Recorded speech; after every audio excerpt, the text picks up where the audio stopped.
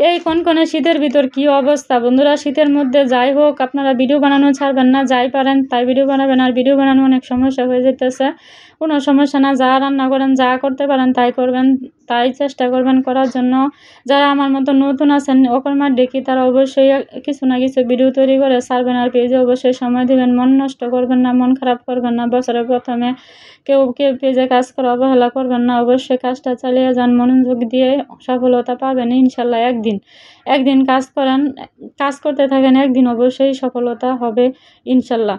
আর দোয়া রইল সবার জন্য। আর সবাই একটু সাবধানে থাকবেন, প্রচুর ঠান্ডা, যাদের বাসায় ছোট্ট বাচ্চা আছে তারা অবশ্যই ভালোভাবে সেফে থাকবেন। আর যাদের ঠান্ডার সমস্যা তারা অবশ্যই একটু সাবধানে থাকবেন, সাবধানে থাকার চেষ্টা করবেন, কারণ প্রচুর শীত। এই শীতে ঠান্ডা লাগলে আর ভালো হওয়ার মানে কোনো ব্যবস্থা নাই। আর যারা একটু পিঠা পিঠা একটু বেশি খান তারা একটু অবশ্যই দুধটা কম খাওয়ার চেষ্টা করবেন, লোভে পরে খাবেন না, কারণ দুধটা কিন্তু ঠান্ডার অতিরিক্ত মানে ক্ষতিকর।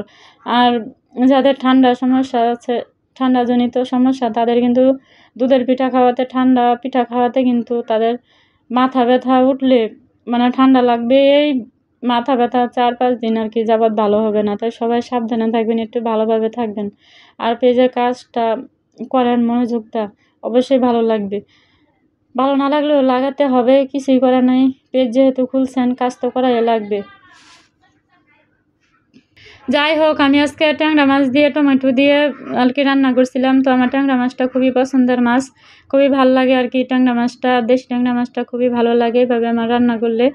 আর এভাবে কষিয়ে রান্না করলে ভাজা ছাড়া খুবই ভালো লাগে, আর অনেক ভালো লাগে, যা কিনা বলার মতো না। আমার খুবই একটা পছন্দের মাছ হচ্ছে ছোটো মাছের মধ্যে ট্যাংরা মাছ। ট্যাংরা মাছটা আমার খুবই একটা পছন্দের, অনেক ভালো লাগে। আর এভাবে রান্না করলে আমার কাছে আরও ভালো লাগে। আর কে কীভাবে খান জানি না। আর এখন ছোটো মাছ, শীতকালে ছোটো মাছ খুবই ভালো লাগে, ছোটো মাছ বড় মাছ সব মাছই ভালো লাগে। তো অনেক শীতের ভিতর আমার ব্যথা করতে ভালো লাগতেছে না, লাগে না, তাই আমি মাংস টাংস কোনো কিছু আমি রান্না করি না, কারণ আমার খুবই মানে এত আলসে লাগে শীতের জন্য।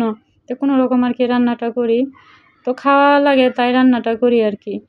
তো দেখেন আমার তরকারিটা আমার রান্না বসিয়ে দিছি। তো আমি পরিমাণ মতো ঝোল আর কি হালকা রাখবো, তাই আমি যা লাগবো আর কি তাই দিছি, একটু বেশিও রাখবো না কমও রাখবো না, একেবারে শুকনো হবে না, এরকম আর কি ভিজা ভিজা হবে ঝোলটা।